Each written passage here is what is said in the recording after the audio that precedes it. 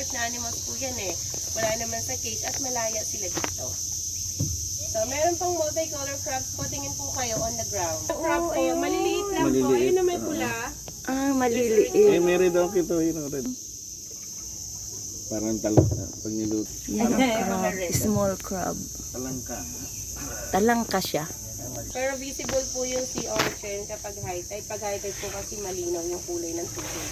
Kita yung nasa ilalim po nito. Kita nga din po yung mga isda eh. Like yung talakito, samaral, danggit po, red snapper, gopher fish. Stingray po, visible din pag high tide yun. Opo, may mga puffer fish din dito, may mga needlefish. Pero kahit may isda sa ilog po, fishing are not allowed here kasi this is part of national park po eh. So, protected area po ito. Pero yung ating mga indigenous people po, allowed naman silang mag-gather ng alimango, ng clam, ng oysters at tamilok po. But for personal consumption only lamang po na sa commercial. Ano yung tamilok yun, di ba? Nagagaling yun sa wood. Yes, ma'am. Parang Sa mga patay na puno kahoy. ng bakawan, ma'am. Nung maliit Yung pa ako, tamilok. nakakain ako niyan. Pero iwan ko ngayon. Opo, Masarap naman po yan eh. Lasang oyster po yan. Oo. Parang ng oyster yung tamilok. tamilok. Tamilok din pala ang tawag Yes, dito. ma'am. Tamilok din po yung tawag dito. Ano ako sa mga patay na puno ng bakawan. Talaga yung tamilok? Opo, meron daw. Ano yan eh, parang, ang tawag nga dyan, Ito po yung log na to na may butas oh. Yung butas holes, that is yan, tamilok. Ayan, oo. Ganun po kataba. Yan. Kailangan At may malaki. haba po yan. Mahaba, parang oo. Yes, parang uod man. Parang walnuts po uod, yun. pero It ang has sarap. also shell. Opo. So kapag ganun nakataba, yun po yung mas malasa. Oo. Hello. Pero yung nabibili sa labas, hello.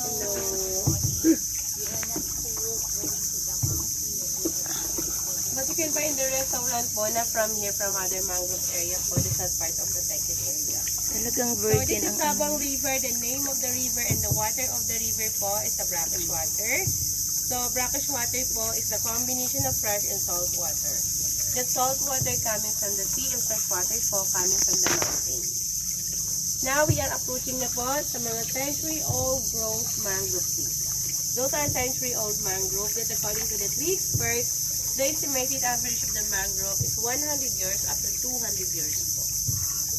So this is all natural nature and also untouchable nature po. Kasi pati nga ng National Park and the National Park proclaimed since March 26, 1971. Actually, yung mangrove po, easy to plant but slowly to grow. Because the mangrove trees belong to the hardwood trees. So the mangrove is hardwood. Kaya before the mangrove, that is number 1 of first class, to build materials for the house, furniture, charcoal, firewood, and also electric poles. Kaya before in the Philippines po, we have 500,000 hectares of the mangrove forest. But according to the last survey year 2000, it's only 120,000 hectares of the mangrove forest left, almost 380,000 was gone. Kasi before the people, they cut it down that mangrove. They build house, furniture, charcoal, firewood, and electric poles po. But the largest damage, they can convert into fish farm or fresh pond, decultured milkfish. But that was before pa naman po eh, kasi now prohibited na putulin yung mangrove, protected na po kasi ito in the whole country. Then out of 120,000 hectares of the mangrove forest in the Philippines, 48,000 hectares po of the mangrove forest found here in island or province of Palawan. So now Palawan is the biggest mangrove forest in the Philippines. That's why only in Palawan that you can see the century-old growth mangrove trees po. Then ang Palawan na rin po ang pinakamalaking supply ng isda sa Manila. It's like 60% fish in Manila coming from Palawan. Because the 1 hectare of the mangrove area like this can produce fish 1.08 tons of fish per year. So meaning, more mangrove, more fish. Kasi po, the main function of the mangrove area like this, na yung ilog na tinutubuan ng bakawan, yun po yung natural breeding ground in nursery of the fish. That according to the research and study, it's about 2/3 of fish from the sea coming on this river, then they lay their eggs.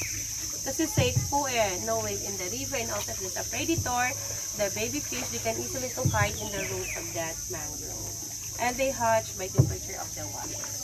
At yung mga mother fish naman po, after when lay their eggs, they will go back to the sina. At yung mga isa na iwan dito, when they hatch, after 4 months po, before they will go back to the sea. Kaya yun po, no fishing. Good morning. Morning.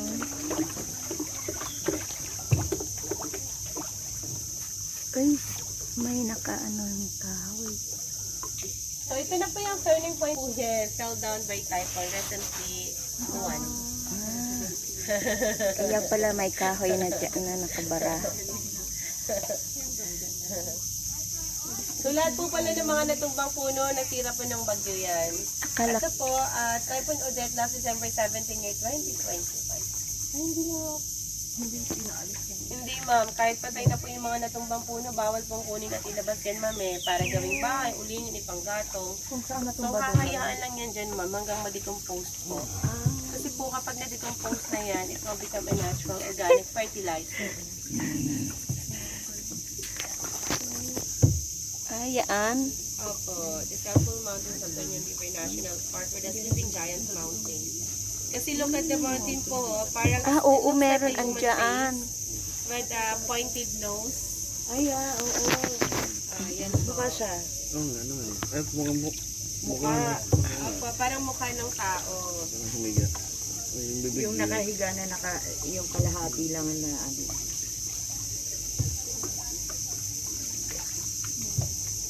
Yun din po pala yung mga puno na nakatayo na wala ng dahon is dead already na yun. Dahil sa bagyo. Yung Pero- mangrove po kasi belong to the sensitive kind of the trees na kapag nadamage yung branch and trunk yung root mamamatay na. Not like in the ordinary trees that even you cut, they regrow. Yung mangrove po hindi na yan. Mamamatay na lang po yan.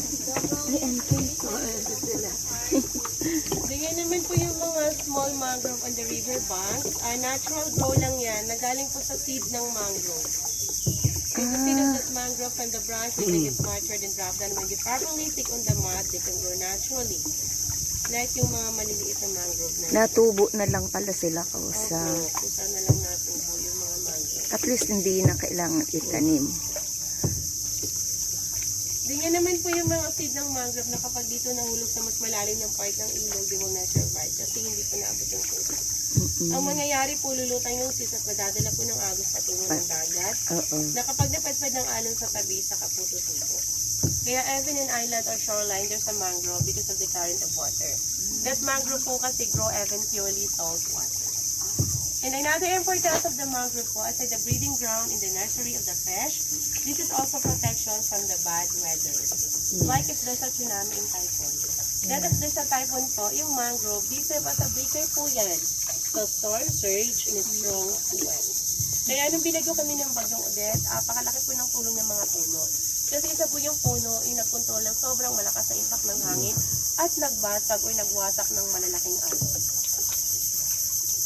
Kaya kadalasan po yung mga mangrove tumututok sa coastal area kasi nga po protection from the beach if there's a storm. And the rules of that mangrove naman po, it's also protection din po yan sa flood, landslide, and the soil erosion. Morning.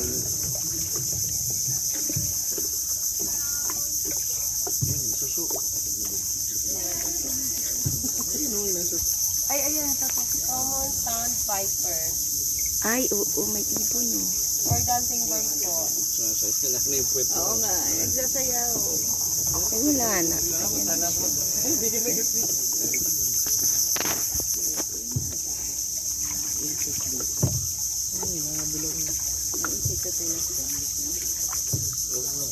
Yung structure na yan, dating bird watching area po yan, early morning po. Pero now, under repair pa po yan, bulok na kasi. Gawa lang kasi sa kawayan dahil nasa loob tayo ng protected area, bawal po kasi magputol dito kahit anong klase ng puno. Yung kawayan naman po, di nabibilang sa punong kahoy, nabibilang sa pinakamataas sa uri ng damo. Kaya kawayan lang po yung ina-allow sa amin na pwedeng gamitin sa paggawa ng puno. Then, itong bato na to, limestone naman po yan at part po ng underground river. Kaya dito na po yung pinakamalalim ng part ng ilog. Nasa 2.1 meters po. Then, even the mangrove is hardwood. There's also termite nest, natural pest. Ayan po, yung brown na bilog. Kita niyo po. Ay, ayun Bahay yung ng mga termite Ayun, nest. oo, ano, laki oh. So even the termites is the pest of the trees, we don't kill them kasi they're part of food chain po. Para balanse yung ecosystem natin. Nagsisibing pagkain kasi ng mga antinutrients dito.